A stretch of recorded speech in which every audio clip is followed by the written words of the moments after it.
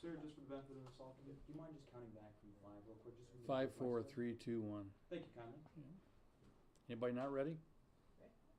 Well, On Sunday morning, deputies received a call at about 05:30 in the morning regarding a missing 11-year-old, which is not uncommon for us to respond to. Deputies responded, searched the neighborhood, looked for friends that she might have gone to, and at 9:30 they had not located her, so they called out detectives, and they called out search and rescue, and they then did neighborhood search, door-to-door search, all the things that we do trying to find a missing child. We were unable to locate her. Detectives then went into the residence and did some data search on the computer and discovered that she had some type of relationship with a 30-year-old male out of Colorado. Deputies did surveillance on cell phone numbers, on license plates, on all the information that we had available to us, and discovered that the 30-year-old had traveled from Colorado to Bakersfield. And in the same day, they discovered that he left the trailer park where the 11-year-old lived at about 3:30 in the morning. Deputies then did more surveillance with using the technology that's available to us, and discovered that he had left California, was in Utah, contacted authorities in Salina, Utah, and within 30 minutes they had the vehicle stopped. They had the suspect in custody, and they had the 11-year-old girl secure. Yesterday, deputies flew to Utah, where they conducted interviews and brought the 11-year-old home, and the 30-year-old, who is identified as Joshua Michael Stahey, 30 years old. He was booked into the Sevier County Jail in Utah for 207A, kidnapping, PC 278.5A, child abduction, PC 236, false imprisonment, PC 288A, child molestation, PC 288.3A, contacting a child with intent to commit sexual acts, PC 288.4A1, arranging to meet a child for sexual acts, and PC 288.4B, a meeting with a child for sexual acts. In conversation with the district attorney, Cynthia Zimmer, today, we've talked about extradition, and she's assured me that she will work on extraditing the suspect back to Kern County to where he can face those charges. I would add that this is exactly what we talk about with the media and with parents, about knowing what your child is doing, knowing that when they're online, the places they go to, I think you can get the picture of what transpired in this particular case. The city had one not too long ago that ended with the child being killed, if you all recall. So we feel very fortunate that we were able to secure the safety of this 11-year-old and get her back home. And with that, I would answer any questions that you might have. Do you know if the suspect had any previous records with the law in this way? Not to my knowledge. This is the first time he was ever caught. As far as I know. Do you recall what platform that was used? I do not know what. There's probably several platforms, but I do not know. The press release says agency in Utah. Do we know exactly what agency? There was what was the police department, Merle? Do you know? Salina Police Department. Salina. Can you elaborate? That's Commander Murillo. He'll answer any of your questions that I failed to answer. Thank you. Sheriff, can you elaborate on the relationship that you mentioned? That the child I'm not going to go into detail on what we believe occurred. We're not going to release her name again. She is an 11-year-old that has to live in the community and go back to school. And I think the charges speak for themselves. Do you know how long they were in contact with each other? We believe that from the time she was missing to the time we located her was less than 40 hours. Could you clarify her age? The warrant we were able to obtain says she was 10 years old. Yeah, your agency she was, as if it makes any difference, she was 11. When you mentioned extradition, what's the timetable on potentially extraditing the suspect? That's up to the courts and the DA and when they can get that done. Could you also elaborate on the suspicious circumstances that she was missing under? Well, at 2 o'clock in the morning, she was reported missing, or at 5:30 in the morning she was reported missing. So she had been missing since 2 in the morning. So during that period of time, we don't know what transpired, or at least I don't know what transpired. But we do know that his vehicle left the location in Bakersfield at about 3:30 in the morning. Can you describe the vehicle type? I do not have the vehicle type. I would like your message to local parents in Kern County. Upon hearing this headline, a lot of parents are frightened, as they should be, right? What would be your message to local parents in the area? You know, there's several different platforms, as you brought up earlier, that these kids can go on. Without knowing the facts of this case, I'm absolutely convinced that 11-year-old didn't seduce a 30-year-old online. We know from our experience that this is the exact opposite of that. An adult male grooms a child, says things that the 11-year-old may or may not want to hear, and for her to voluntarily go with him, in an 11-year-old's mind, probably believe there was a relationship. Is this a trend that we've been seeing here in Kern County, or that your agency has been seeing? Well, if you go back in our history, we, and the district attorney and the sheriff and the Bakersfield Police Department, we have stings that we do online. And without fail, we get people that come here from across the country thinking they're going to meet a juvenile for sex, when in fact they're meeting a police officer. We do it time after time, yet they still come.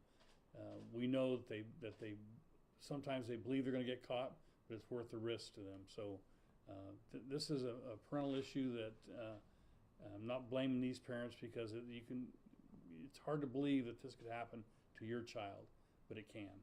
How hard would it have been to really bring this gal back, maybe I'm not sure. before the kind of technology that we have right now?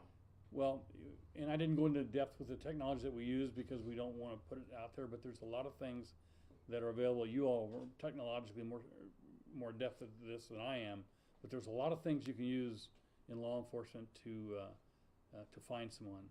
And ironically, a lot of the technology that were used, activists are after. They don't want law enforcement to use. This is exactly why we need this technology and the ability to use it. Those charges that you had stated previously, are those the same charges or similar charges that he'll be facing when he's back? The charges I read is what he was arrested for. Okay. What he's charged with when the DA issues a complaint is entirely up to her. How important was cross-state communication in this case? I know you mentioned that it was only about 30 minutes after that ATO went out that he was located. Yeah, it's extremely important that you have those connections across the country. In this particular case, the detectives were in contact with the DA's office. They were working to notify another state agency that we have a general location of where the suspect is at. And, when there's an 11-year-old child involved, cops tend to really get on it and take it very seriously. And they did in this case. In a matter of 30 minutes, they had the car stopped and secured the young lady. And how is the young lady doing